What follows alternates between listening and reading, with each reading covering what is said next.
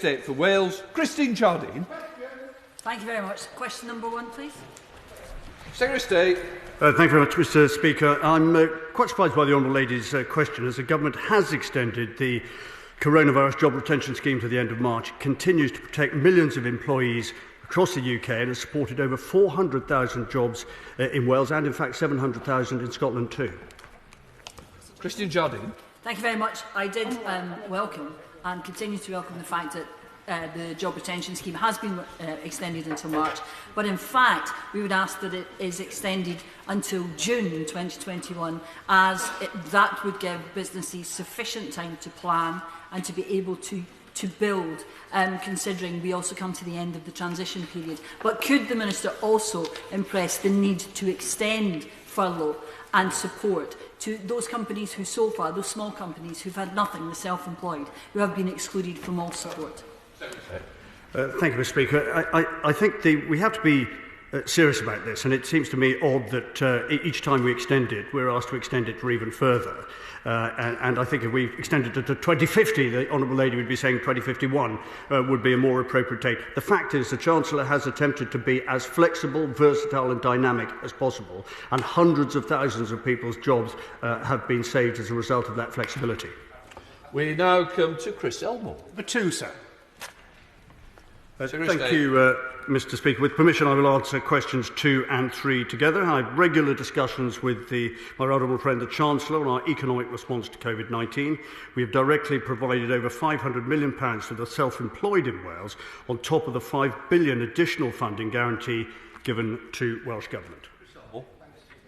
The pandemic, as the Secretary of State will know, is putting huge financial pressure on constituents right across Wales, and families and communities are hugely impacted.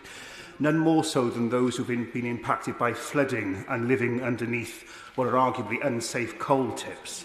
So can the Secretary of State tell us what representations he's made to the Chancellor to make true on the promise of the Prime Minister that additional funding will come to Wales to help those families who have been impacted by flooding and to secure the coal tips, including the ones in the Rhondda in my honourable friend's constituency? Secretary of State.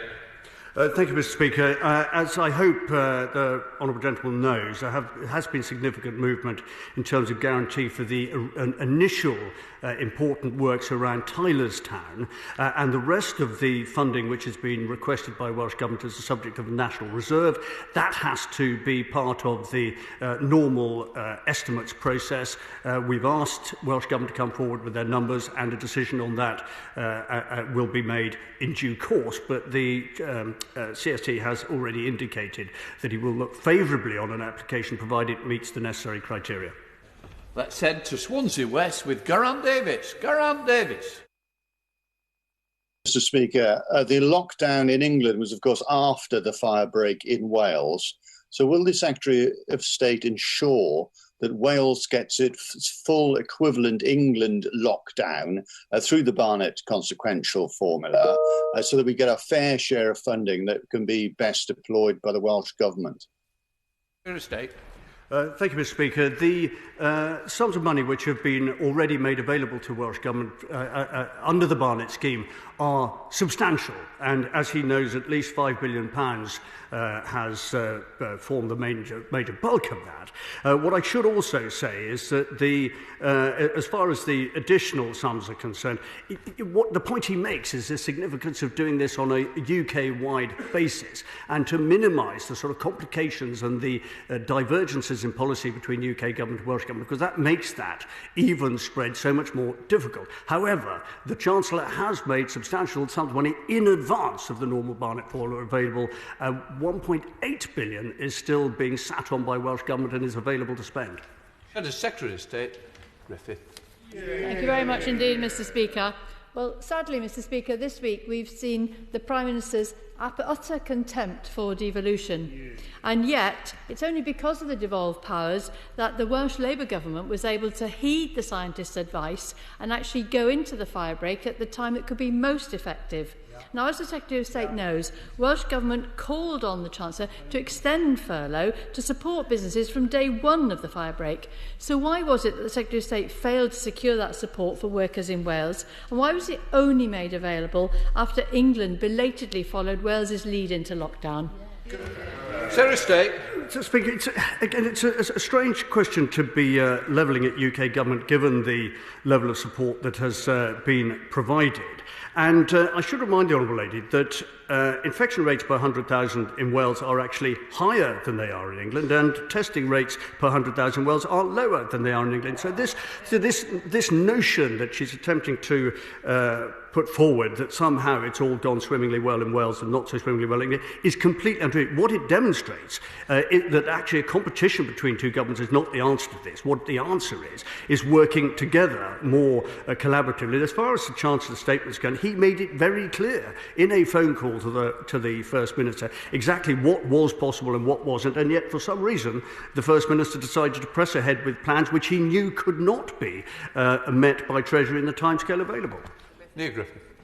And indeed, Mr. Speaker, it is strange, isn't it, that the question is about making that support available for Wales when it really needed it. And yet, after this Conservative government's dither and delay led to a crisis point lockdown in England, suddenly the Chancellor made the 80% furlough available, but not, and I stress not, backdated the 23rd of October for Welsh businesses, whose closure at that point did help to turn the tide on COVID numbers in Wales. And this is of no help to workers who are made redundant because of the government's refusal up until the very last day to extend furlough. So what will the Secretary of State now do to get that furlough backdated and to give Welsh businesses and workers the support that they deserve? State. Speaker, the Honourable Lady clearly hasn't had the conversations with Welsh businesses that I've had. And I should remind her, and I'm not going to go into too much detail on this because we will be going all day, but I have pages of numbers here of contributions that UK government has made to Welsh business and Welsh employees. £1.6 billion in direct support to businesses, 401,000 protected by furlough, 1 in 3 jobs that accounts to, 1.347 billion in bounce back loans, 513 million self-employed in security. Actually, what the Honourable Lady should be doing is getting to her feet and saying, this is why the union is important, this is why the UK government has come to the rescue of so many people and businesses in Wales and the rest of the UK, and why UK government should therefore be collaborated with and assisted and indeed thanked for some of the work that it's done. We have the first of 2 questions from Liz Suffolk-Roberts. And of course, on top of the economic hardship inflicted by the pandemic, there are only 43 days until the end of the transition period, and the replacement of key EU funding in Wales remains shrouded in mystery. The Shared Prosperity Fund will reveal where the government's principal interests lie. Does he respect Welsh devolution? If so, can he guarantee that funding decisions will be fully devolved, because anything else will stink of political expediency? So, State. Well, I'm actually, for the first time for a while, rather grateful for the Honourable Lady's question, because what it enables me to point out is that, of course, I thoroughly support devolution, but devolution does not mean simply transferring power from Westminster to Cardiff. What it actually means is getting the decision-making made at the closest possible levels to where it actually matters, which is across Wales. And this is why, as far as the Shared Prosperity Fund is concerned, I have had conversations with local authorities, I've had conversations with the WLGA and others, including Welsh Government, because in fact it is they who should be playing a much more active part than they have so far in the decision-making and prioritisation over SPF spending. Liz Suffolk-Roberts. For all those words, I take that as a no through devolution in Wales in that case. And of course, the Prime Minister and the self-monikered Minister for the Union has said that devolution is a disaster. Yet a YouGov poll found that 72% of Welsh people do not trust Westminster to look after their best interests. With support for independence gaining speed and traction for independence across Wales, how can the frippery of a union task force overcome the disastrous realities of Westminster's track record in Wales? Sir State. Mr. Speaker, the devolution is only a disaster when it's hijacked by separatists and in a way that actually prevents people who expect devolution to deliver jobs and livelihoods. In fact, discover all it delivers is a pet project of nationalists to try and break off parts of the UK from other parts of the UK. And if she wants to talk about polling, I might just remind her that the last barometer poll showed that support for Plaid Cymru had dropped by 4% and support for independence in Wales had dropped by 2%. So she shouldn't get too excited about the direction of travel. Aaron Bell. Number 8, sir. Minister.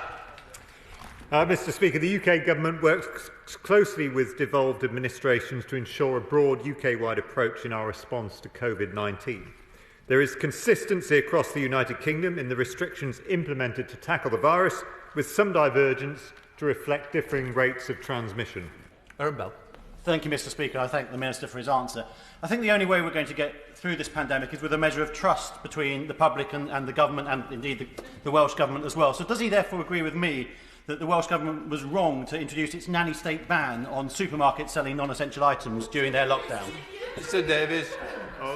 Mr Speaker, I think the honourable gentleman makes a very useful point, because I think any policy which allows members of the public to buy vodka but not baby food is patently devoid of common sense.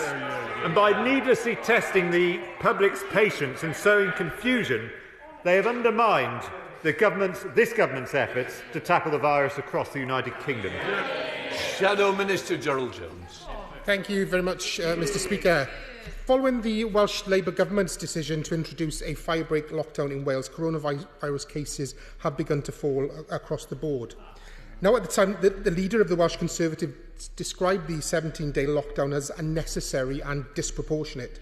Yet, just days later, the Minister and his Welsh Conservative colleagues actually voted for a lockdown in England that is at least a fortnight longer and may actually last longer still. So will the Minister join me in finally welcoming the Welsh Government's decision? And isn't it time for him and his Welsh Conservative colleagues to put party politics to one side and to support responsible actions to combat the pandemic that are in the interests of the people of Wales? Minister Davies. Mr Speaker, I can assure the honourable gentleman that it is the UK Government that has been trying to put party politics to one side, which is why we've invited ministers from the Welsh Government and the Scottish Parliament to come to the many meetings that we have been holding in order to develop ways to tackle this virus. The fact of the matter remains, as my right honourable friend has already pointed out, cases are higher in Wales, testing is lower than it is in England. And therefore, I would urge my honourable friend, the honourable gentleman, to do whatever he can to encourage the Welsh Government to work more collaboratively with the UK Government to tackle this virus. Jones. Thank you, Mr Speaker. As my honourable friend will know, the border between England and North Wales is densely populated with many thousand people travelling in both directions across it every day for work, social and business purposes, and many other purposes too. However, the Welsh Government has sought to close that border, causing considerable inconvenience and disruption to those people. Can my honourable friend say what future arrangements can be put in place to ensure that there is no repetition of this disruption? Minister. Well, Mr Speaker, my right honourable friend is certainly right that these closures have caused a certain amount of confusion for people living along the border, confusion about whether or not people can travel to or from work, confusion about where they can go to do their shopping, confusion about what sort of shopping they can actually buy, confusion as to whether or not those who are in a household bubble can actually go on holiday with each other or not. The fact of the matter remains that the Welsh Government's actions have been legal, but I'm not sure that they've been sensible. Hart. Number 11, please, Mr Speaker. Minister. Mr Speaker, this Government have taken a broad set of measures to protect jobs in Wales and right across the UK during the COVID-19 outbreak. We've shown flexibility, most recently by extending the furlough scheme until the end of March. Thank you, Mr Speaker. To what extent have jobs and livelihoods in Wales been protected by the Government's financial support through the Chancellor's furlough and self-employed schemes and business grants and loans, and are there other ways that the Welsh Senedd has been supported by the UK Government?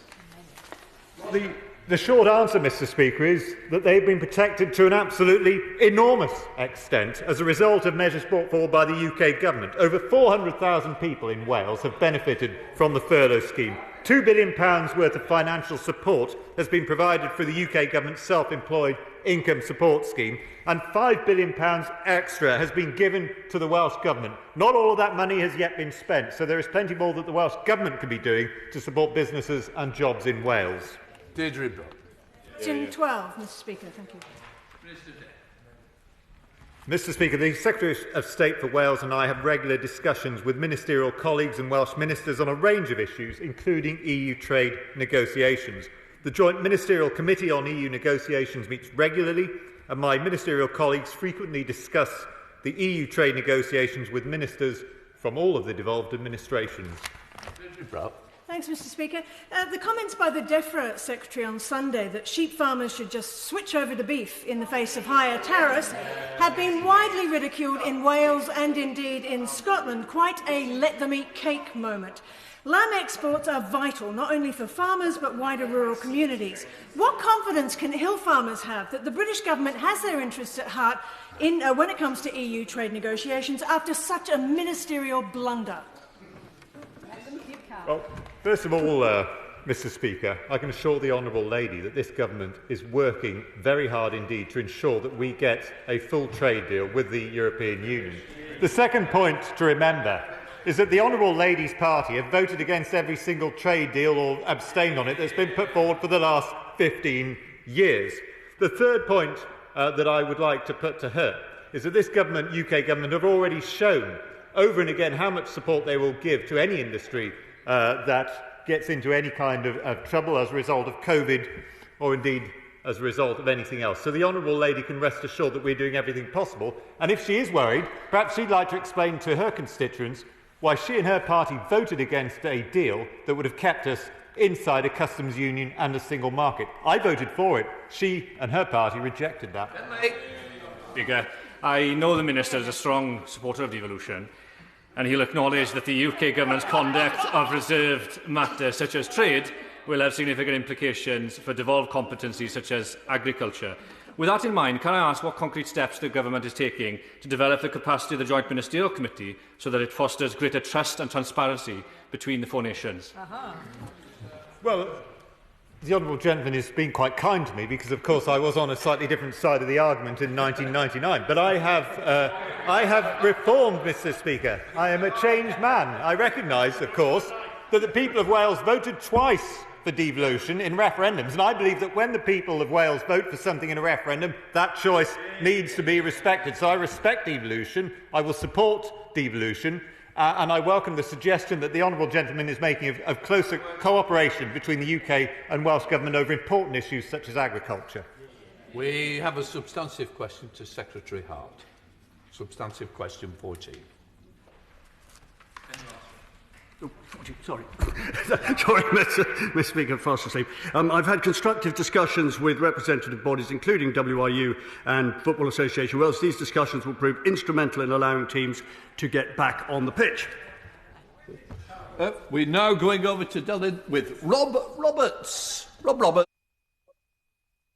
Good morning. Thank you, Mr Speaker. On a recent trip to Flint Town United in my constituency, who was successfully promoted to the Welsh Premier League last year, the chairman was telling me they only need 15 to 20% of their ground capacity to be allowed in to watch matches in order to cover costs and keep their heads above water. They've done a lot to enable a small number of supporters to return in a COVID-secure way. And does my right honourable friend agree with me that getting supporters back into grounds in a safe and secure way is the best way to make sure we don't lose clubs in Wales, which provide vital recreation services for all ages and also act as a focal point for the local community? My old friend makes a very good point, and I absolutely agree with him. It's actually also a good moment to congratulate, I think, Ryan Reynolds and Rob McElhenney for their recent purchase of Wrexham Football Club. What an exciting future they have, no doubt. But his point is a good one. Of course, what we want to see is a successful vaccination programme, a successful testing programme. That will help in his ambitions, but also some funding from National Lottery and some funding from Welsh Government will ease the way to returns to stadium complete and capacity stadiums of the sort that he wishes. Tony Antoniazzi. Thank you, Mr Speaker. On the 10th of November, the difficult decision was taken to cancel the remaining games of the Women's Rugby Six Nations Competition 2020 due to the impact of coronavirus. Now, while we live in unprecedented times, What assurances can the Secretary of State give that international women's sport will be given the same priority as the men's, and what message does he think this gives to women and girls' sport in Wales? Thank you, Mr. Speaker. The Honourable Lady is probably the only person in the Chamber who's represented a sport at national and international level, so I take her question very seriously in that regard. Of course, there should be no disparity between the sports that she refers to, and I absolutely am with her and link arms with her in our determination to make sure that isn't the case, and that we get back to sport of all different sorts as soon as possible, as safely as possible, and we will work with her and others to make sure that is the case. Dr. James Davis. Speaker, although football matches are being played again, this is behind closed doors and there's no associated match day income. So will my right honourable friend encourage Sport Wales and the FUW to work together to ensure that clubs such as Rill in my constituency receive the support they need at this really difficult time? It would be remiss of me not to also give a substantial name check to Rill, having obviously given one to Wrexham. That would seem unfair. I agree with his position on the basis of his question. As I say, National League funding in England has come up with some significant funds that should be replicated in Wales, and anything we can do to get money channelled into the sport to see it through this difficult time, we certainly will be doing.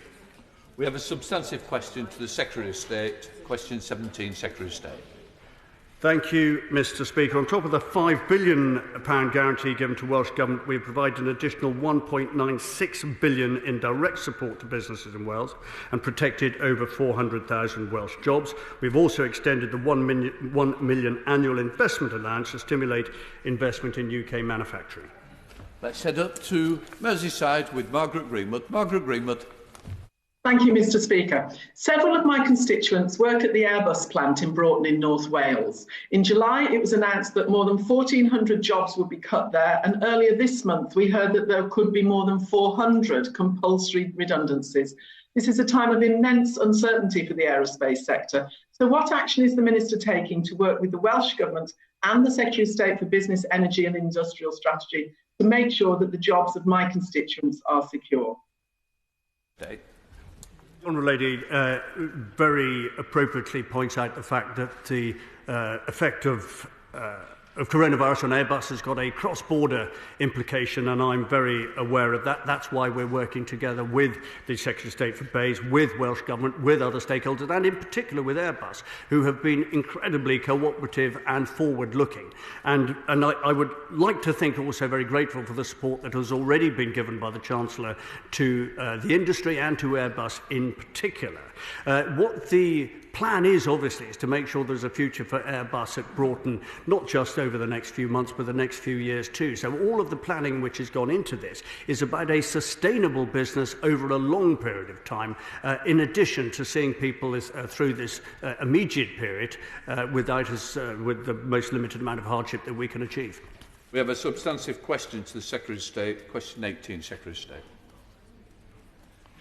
Thank you, Mr. Speaker. The UK Government has been working closely with the Welsh Government and indeed all three devolved administrations to tackle COVID-19. We have had numerous meetings.